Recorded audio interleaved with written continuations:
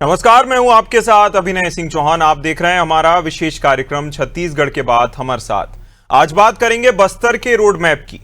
नीति आयोग की बैठक में मुख्यमंत्री विष्णुदेव साय द्वारा प्रस्तुत बस्तर विकास रोड मैप पर सियासी घमासान तेज हो गया है। एक ओर भारतीय जनता पार्टी इसे बस्तर और छत्तीसगढ़ के भविष्य को बदलने वाला विजन बता रही है, तो दूसरी तरफ कांग्रेस इस पूरे रोड मैप को लेकर सवाल खड़े कर रही है। आपको बता दें कि दिल्ली में मुख्यमंत्री विष्णुदेव साय ने नीति आयोग के मंच पर बस्तर के लिए कृषि, सिंचाई, रोजगार, आधारभूत संरचना और औद्योगिक विकास से जुड़े कई लक्ष्य रखे हैं। सरकार का दावा है कि बस्तर में विकास की नई धारा बहेगी, युवाओं को रोजगार मिलेगा और क्षेत्र की आर्थिक तस्वीर बदलेगी। वहीं कांग्रेस का आरोप है कि नक्सलवाद खत्म होने का दावा करके सरकार बस्तर के जल जंगल जमीन को बड़े कॉरपोरेट घरानों और उद्योगपतियों को सौंपने की तैयारी कर रही है। कांग्रेस का तर्क है कि सरकार आदिवासियों की आय दोगुनी करने से केवल हवाई दावे कर रही है, जबकि धरातल पर स्थानीय वनोपज और कृषि को सही समर्थन मूल्य नहीं मिल पा रहा। जहां कांग्रेस के आरोपों से अलग एक सवाल यह भी है कि क्या सिर्फ कागजी रोड मैप है या फिर जमीन पर भी यह दिखाई देगा? क्या बस्तर के लोगों को वास्तव में इसका लाभ मिलेगा? और सबसे बड़ा सवाल, क्या यह विकास का विजन है या फिर आने वाले चुनाव के लिए राजनीतिक संदेश? आज की चर्चा में इन्हीं सवालों के इर्द गिर्द चर्चा करेंगे। पहले सुन लेते हैं कुछ प्रतिक्रियाएं। देखिए, नरेंद्र मोदी जी के नेतृत्व में सरकार बनने के बाद लगातार प्रशासनिक रूप से रिफॉर्म हुए हैं। योजना आयोग का नीति आयोग बना है और नीति आयोग में सभी राज्य के मुख्यमंत्री, मुख्य सचिव शामिल होते हैं और आने वाले समय में किन किन चीजों पर फोकस करना है, किन किन तरह के काम लेने हैं, इन सब की बहुत विस्तृत चर्चा होती है। और नीति आयोग जो है देश की नीति निर्धारण करने वाली सर्वोच्च संस्था है। हमारे राज्य के जो इनोवेशन है, जो राज्य में काम चल रहे हैं, उन सब पर माननीय मुख्यमंत्री विष्णुदेव साय जी ने वहां अपने प्रस्तुतिकरण किया है। तो निश्चित रूप से इसका लाभ न केवल छत्तीसगढ़ को, पूरे देश को आने वाले समय में मिलेगा। अब तो मुख्यमंत्री जी बस्तर के विकास की रोड मैप की बात करते हैं तो हंसी आने लगी है। पिछले 3 बार से मुख्यमंत्री जब जब दिल्ली जाते हैं तो बस्तर के विकास का रोड मैप हमने दिल्ली में रखा, एकमात्र रटा रटाया उनका बयान आता है। लेकिन बस्तर के विकास के लिए क्या रोड मैप रखा उन्होंने, इसके बारे में कोई खुलासा उन्होंने नहीं किया, पहली बात। दूसरी बात, बस्तर के 2000 से अधिक ग्राम पंचायतों को अभी तक 1-1 करोड़ रुपए मिल जाना था, जैसा वायदा मुख्यमंत्री जी का, गृह मंत्री जी का, केंद्रीय गृह मंत्री जी का था कि जो पंचायतें नक्सल मुक्त होंगी उनको 1 करोड़ रुपये देंगे। वो पैसा नहीं मिला। बस्तर के जनप्रतिनिधि पीसीसी अध्यक्ष दीपक बैद लगातार मांग कर रहे हैं कि बस्तर के विकास के लिए 50,000 करोड़ रुपए का विशेष पैकेज घोषित किया जाए। उस संबंध में न डबल इंजन की सरकार मौन है।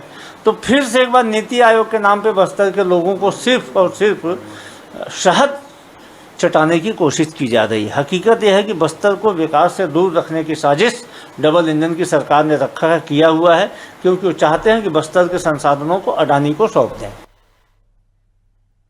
और इस विषय पर हमारे साथ चर्चा करने के लिए खास मेहमान जुड़ गए हैं। आपका परिचय करा देते हैं। वासु शर्मा, भाजपा प्रवक्ता, हमारे साथ जुड़ गए हैं। सौरभ साहू जी, कांग्रेस प्रवक्ता, हमारे साथ जुड़ गए हैं। इसी के साथ रमेश पांडे जी, वरिष्ठ पत्रकार, हमारे साथ जुड़ गए हैं। तीनों ही मेहमानों का सबसे पहले मैं बहुत स्वागत करूंगा अनादि टीवी पर। और सवालों की शुरुआत वासु जी आपसे। विष को शहद बताकर चटाने की कोशिश कर रहे हैं। बार बार वही बात कही जाती है और फिर से एक बार उसी को फिर से बताकर प्रचारित करने की कोशिश है। क्या इससे ज्यादा भी कुछ है वासु जी? अभिनय जी, मुझे तो कांग्रेस के सवाल समझ नहीं आते। वो सवाल क्या करना चाह रहे हैं? क्या बस्तर 2.5 साल पहले स्थिति थी और आज जो स्थिति है, क्या देश से बस्तर से नक्सलवाद मुक्त नहीं हुआ? जो सबसे बड़ी समस्या थी, कोई सरकार कल्पना नहीं कर सकती थी, वो काम भारतीय जनता पार्टी की डबल इंजन की सरकार ने 2.5 साल में के अंदर करके दिखाया। ये बड़ी बात नहीं है क्या? कांग्रेस को समझ नहीं आती क्या? कांग्रेस को सब समझ आता है, लेकिन वो केवल राजनीति के उद्देश्य से बार बार आदिवासी भाई बहनों के वोट बैंक की राजनीति के लिए केवल सरकार को पूछते हैं। और सरकार उसके अलावा कुछ नहीं, क्योंकि आज बस्तर की आदिवासी जनता ने इनको भी मौका दिया था 5 साल तक। वो इन्होंने वहां पर धरातल पे काम नहीं कर पाया। आज 2.5 साल के अंदर कई ऐसे गांव है जो गांव थे वो बस्तर शहर जिला से यानी जगदलपुर से कनेक्ट नहीं होते थे, वो 12 मासी सड़कों का निर्माण कहीं पर कब हुआ? भारतीय जनता पार्टी की सरकार में हुआ। ऐसे कई गांव थे जब बस सेवा और कई आजादी के बाद से नहीं पहुंच पाई थी, आज वहां पर बस सेवा बस चालू हो रही है, गांव से कनेक्टिविटी बढ़ रही है। तो ये निश्चित रूप से, और केंद्रीय गृह मंत्री जी की बात आपको याद रखनी होगी। केंद्रीय गृह मंत्री जी ने बस्तर में आके कहा था कि आने वाले 10 सालों के अंदर अगर कोई सबसे ज्यादा आदिवासी क्षेत्र का विकसित जिला होगा तो वो बस्तर होगा। और ये केंद्रीय गृह मंत्री जी कह रहे हैं, इसके लिए बहुत बड़ी जिम्मेदारी हो जाती है। केंद्रीय गृह मंत्री जी जो कहा है वो कर के दिखाया, कल से उतार के दिखाया। छत्तीसगढ़ की जनता भी तो पूरे देश की जनता ने देखा है। ठीक। सौरभ जी, मैं आपके पास आऊंगा सवाल के साथ कि देखिए, एक तरफ ये दावा किया जाता था कि शायद नक्सलवाद का खात्मा जिस तारीख जो तय की गई थी उस तक नहीं हो पाएगा। उसके बाद खात्मे के बाद केंद्रीय गृह मंत्री का छत्तीसगढ़ दौरा होता है, 2031 की एक टाइमलाइन तय की जाती है और सेवा डेरा से लेकर के जो एनडीडीबी है उससे जो है ग्रामीण स्तर पर किस तरह से लोगों को स्वरोजगार प्रदान किया जा सकता है, इसको लेकर तमाम जो खाका बताया जाता है केंद्रीय गृह मंत्री की ओर से और तमाम चर्चाएं की जाती हैं। इसके बाद भी और कहां सरकार कमी कर रही है और क्या अब भी भरोसा करने लायक नहीं है जब नक्सलवाद के खात्मे को हम देख रहे हैं आंखों के सामने? सौरभ जी। अभिनय जी, सबसे महत्वपूर्ण बात आपने अपने ही वक्तव्य में जो पहला सवाल किया ना जी, क्या ये जो रोड मैप है वो कागजी ही है क्या? तो कांग्रेस पार्टी वही कह रही है कि ये जो रोड मैप है वो कागजी है, और उसका कारण भी हम दे रहे हैं अभिनय जी लगातार, क्योंकि जैसा कि हमारे वरिष्ठ नेता चेयरमैन जो है संचार विभाग के, उन्होंने कहा ना कि लगातार जब मुख्यमंत्री जी जाते हैं दिल्ली और उसके बाद जब भी उनसे सवाल पूछा जाता है तो बस्तर के रोड मैप के ऊपर वो बात कहते हैं कि बस्तर के विकास के लिए रोड मैप हमने प्रस्तुत किया है। लेकिन उस रोड मैप में क्या है उसके बारे में जब वो यहाँ की जनता को, यहाँ के विपक्ष को भी जब वो पूरा डिटेल में बताएंगे कि उस रोड मैप में एक्चुअल में है क्या चीजें, किस तरीके से वहां रोजगार जनरेट होगा, किस तरीके से वहां पर शिक्षा का विकास होगा, स्वास्थ्य सुविधाओं का विकास होगा, रोड कैसे बनेंगे और किस तरीके से वहां पर जो अब धीरे धीरे अब ये कह रहे हैं ना कि नक्सलवाद वहां से खत्म हो गया है, तो कायदे से तो वहां पर जो सबसे बड़ा खर्च होता था अभिनय जी हमारा, वो सुरक्षा बलों के लिए होता था। तो धीरे धीरे किस तरीके से वो सुरक्षा बलों में कमी आएगी, वहां से धीरे धीरे किस तरीके से कैंप हटाए जाएंगे क्या, ताकि उस पर जो खर्च लग रहा था वो जो खर्च है अब वो गांव की जो सुविधाएं हैं उसको बढ़ाने के लिए हो। तो इस तरीके का एक डिटेल्ड प्लान जो होता है वो आज तक हमें मिला नहीं है। तो एक मजबूत विपक्ष के रूप में सवाल पूछना तो लाजमी है मुझे लगता है। और जब भी हम सवाल पूछते हैं तो फिर बीजेपी ये कहती है कि हम छत्तीसगढ़ का विकास नहीं चाहते, नक्सलवाद से मुक्ति नहीं चाहते, ये सारी चीजें। देखिए, नक्सलवाद से मुक्ति के लिए हमारी भी सरकार ने बहुत सारे कदम उठाए, बहुत सारे काम किए, और उन्हीं सब बातों का जो मिला जुला प्रयास था, हम तो कहते हैं ना कि मिला जुला, जो पुरानी भी सरकारों ने थी, वर्तमान की सरकार थी और हमारी भी जो सरकार थी, उनके जो मिले जुले प्रयासों से ये नक्सलवाद से जो खात्मे की ओर हम बढ़ रहे हैं। अभी तो सशस्त्र नक्सलवाद खत्म हुआ है अभिनय जी, लेकिन यहाँ पर जिस तरीके से और जिन वादों के आधार पर नक्सलवाद को खत्म करने का प्रयास बीजेपी की सरकार ने किया है या उनको आत्मसमर्पण कराया है, वो वादों को पूरा करना पड़ेगा, नहीं तो ये स्थिति बहुत जल्द आ सकती है कि जो वैचारिक नक्सलवाद है वो फिर से पनप जाए और फिर से शासन प्रशासन और एक सामान्य जो जनधारा है उसके प्रति जो नक्सलियों का जो विश्वास एक पैदा करने में हम सफल हुए हैं, उससे उनका विश्वास फिर से उठ जाए। तो इसी वजह से हम सवाल पूछ रहे हैं ना, क्योंकि केंद्रीय गृह मंत्री जी ने भी तो कहा था कि जैसे ही नक्सल मुक्त होता है कोई गांव तो उस गांव को 1 करोड़ रुपए की राशि दी जाएगी, ये बात कही गई। बिल्कुल, ये बात इस बात को लेकर, बिल्कुल इस बात को लेकर रमेश जी मैं आपके पास आना चाहूंगा। देखिए, मैं एक लूजली पैराफ्रेज करूंगा इस बात को। जहां तक मुझे याद है, केंद्रीय गृह मंत्री जो अमित शाह है उनकी ओर से यह घोषणा की गई थी कि जो ग्राम के जो भी नक्सली हैं जहां जिस इलाके के हैं, वो अगर बिना जो है मुठभेड़ या फिर बिना आमना सामना करे हथियार डाल देंगे, संपूर्ण जो है समर्पण कर देंगे, तो हम 1 करोड़ उस गांव को दे देंगे।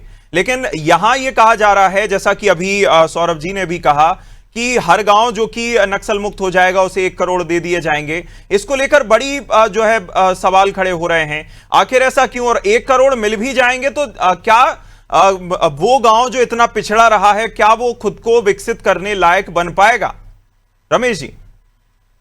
देखिए अभिनय जी, ठीक है, सत्ता पक्ष भी अपने तरीके से बात रख रहा है और विपक्ष का ये दायित्व तो ही है कि वो किसी तरह से अपनी बात रखे। तो लेकिन जो सवाल खड़े हो रहे हैं वो थोड़ा सा ऐसा लगता है कि भ्रामक बातें या अधूरी बातें हो रही हैं। रोड मैप हमेशा कागज पर ही बनता है।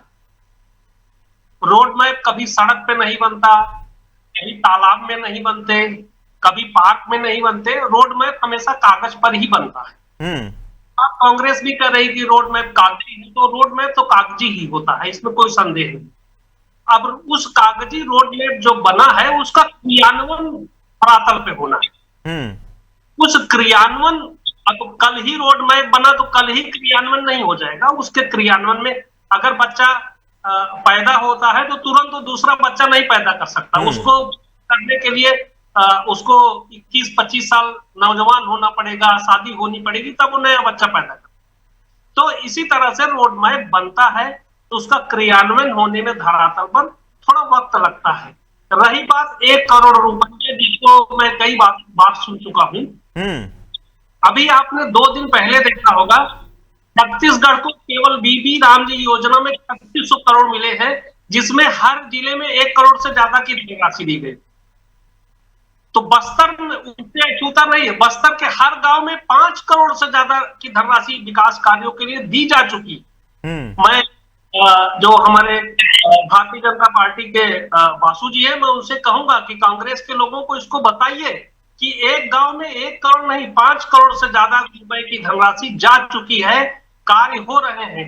अभी आपने देखा होगा जो नक्सल मुक्त होने के बाद जो मुख्य धारा में नक्सली लौटे हैं, उनको ट्रेनिंग दी गई है, उनके लिए बाकायदा बाजार खोली जा रही है, वो लोग अपने अपने काम धंधे में जुड़ रहे हैं। एक अच्छा माहौल बना है बस्तर के लिए।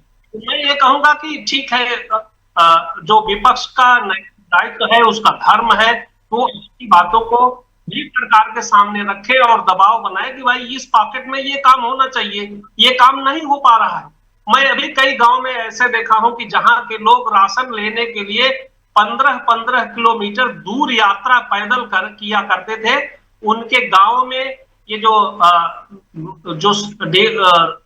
सेवा डेरा केंद्र खोला गया है, वहां से उनको राशन, वहां से उनको मेडिकल की सुविधाएं दी जा रही हैं। तो ये नया परिवर्तन आया है, इसके लिए थोड़ा सा वक्त लगेगा, थोड़ा सा सकारात्मक सहयोग की भी जरूरत है, विपक्ष के भी सहयोग की जरूरत है और समाज के भी सहयोग की जरूरत है। मैं ये कहूंगा कि बाकी दोनों पक्ष संतुलित है। कांग्रेस का भी जो मैंने देखा वो बहुत ऐसा नहीं है कि कुछ गलत कर रहे हैं, उनके भी अपनी बातें हैं, अपने तरीके से उन्होंने रखा है। अगर हम सारे लोग मिल करके, मीडिया भी, विपक्ष भी और सत्ता पक्ष भी और समाज का भी पक्ष मिल करके तो बस्तर को निश्चित रूप से एक बहुत आगे की दिशा में ले जाया जा सकता है और उस दिशा में काम होना भी चाहिए। जी ठीक है। जिस तरह से वासु जी, मैं आपके पास वापस आऊंगा।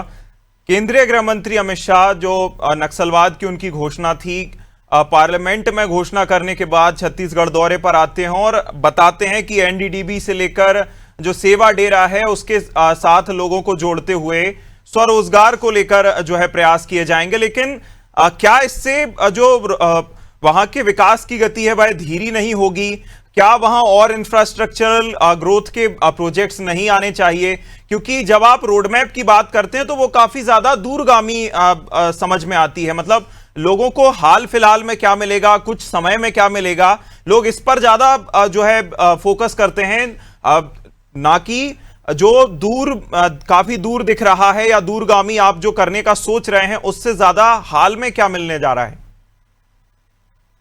देखिए अभिनव जी, बस्तर बदला है इन 2.5 साल। अभी आपने रिसेंटली देखा होगा सचिन तेंदुलकर जी का फाउंडेशन है, वो लगातार विकास ग्राउंड को विकसित करने का काम कर रहा है। सचिन तेंदुलकर जी बेखौफ नक्सलियों के डर में बैठा अपने परिवार के साथ आदिवासी बच्चों के साथ समय बिता रहे हैं। ये पहले कोई सोच नहीं पा सकता था, वो काम धरातल पे उतरा है, नक्सलवाद खत्म है। इससे साफ संकेत आता है कि सरकार की छवि पूरे देश में सुधरी है। कि पहले जो नक्सलवाद के रूप में जाना जाता था, आज कहीं ना कहीं क्रिकेट हम कहे जाने वाले सचिन तेंदुलकर अपने परिवार का समय बिता रहे हैं। दूसरी ओर आपने कहा कि नक्सलवाद खत्म होने के बाद आदिवासी भाई बहनों के लिए हमको क्या करना है कि विकास की ओर तेजी से आगे बढ़े। जैसा रमेश पांडे जी ने बताया, कांग्रेस हमेशा बात करती है कि कब होगा, वो भी होगा, जो वादा किए हैं वो भी होगा। और जैसा रमेश पांडे जी ने बताया कि बस्तर के हर एक गांव को लगातार बुनियादी सुविधा की ओर जोड़ा जा रहा है। अभी केंद्रीय गृह मंत्री जब आए थे तो वीर शहीद गुंडागढ़ सेवा देना चालू किए। ये कैंप कभी आर्मी के जवानों के लिए काम आते थे, उस समय कैंप हुआ करते थे, इसको सेवा डेरा में बदला जा रहा है। 70 ऐसे डेरा है जो चालू हो चुके हैं। वहाँ कॉमन सर्विस, हॉस्पिटल की सुविधा, अनेकों प्रकार की सुविधा जो लोगों को दूर जाना पड़ता था, वहां पर चालू किया। नेटवर्क योजना चालू की गई है, योजना की हर आदिवासी परिवार भाई को एक गाय एक भैंस देने की योजना है। के माध्यम से उनको जोड़ने की बस्तर को ऐसे ही नहीं, लगातार उनको कैसे लाभ पहुंचे, बस्तर कैसे विकसित जिला बने, इसके लिए सरकार लगातार प्रयास कर रही है। और निश्चित रूप से आज मुख्यमंत्री जी ने भी नीति आयोग में बात रखी होगी और उसका केंद्र सरकार का परस्पर सहयोग छत्तीसगढ़ को मिल रहा है। ये छत्तीसगढ़ की जनता का अनुभव बता रही है। सौरभ जी, जिस तरह से देखिए इन्होंने सीधे तौर पर कहा कि टाइम बाउंड मैनर में तो हम काम कर ही रहे हैं, और अगर इसका उदाहरण हम देखें, नक्सलवाद के खात्मे को लेकर एक समय सीमा तय की जाती है, उस तक उसको जो है एक कंप्लीट करने की भी बात आपने भले ही वैचारिक नक्सलवाद की बात कही है, लेकिन कहीं ना कहीं जब जमीन पर चीजें होती हुई दिखेंगी तो हो सकता है लोग उस तरफ ना जाएं। लेकिन बात यहां यह भी निकलकर सामने आती है कि जब 2031 की टाइमलाइन तय की गई है, जब सरकार एक जो कांटा था वह निकाल चुकी है, तो क्या ये जो मांग उठाई जा रही है या फिर जमीनी स्तर पर यह मांग की जा रही है कि आप पूरा बता ही दीजिए कैसे करेंगे, तो क्या ये जल्दबाजी नहीं? सौरभ जी। अभिनय जी, देखिए हम कहाँ जल्दबाजी कर रहे हैं। हमने तो ये जो तीसरी विजिट जब हुई हमारे माननीय मुख्यमंत्री जी की, उसके बाद ये हम पूछ रहे हैं ना कि उसका डिटेल्ड रोड मैप क्या है करके। और आप देखिए जितनी भी स्कीम वासु भाई बताया और वरिष्ठ पत्रकार महोदय ने भी जो मनरेगा की बात बताई, तो ये सारी स्कीम तो पहले से भी चल रही थी। जो डेरा की बात ये कह रहे हैं, तो जो कैंप हमने भी खोले, वहां पर राशन दुकानों की बात, दवाइयों की बात, मेडिकल सुविधाओं की बात और खेल के मैदान की बात, हमने सब हर 5 किलोमीटर में जो मेडिकल कैंप स्थापित करने का अभिनय जी काम किया, वहां पर ये सारी सुविधाएं थी। अब जैसे जैसे वो कैंप कम होंगे तो उसको उसका स्वरूप बदल करके उसी में ये सारी सुविधाएं दी जा रही है, ये वासु भाई ने बताया।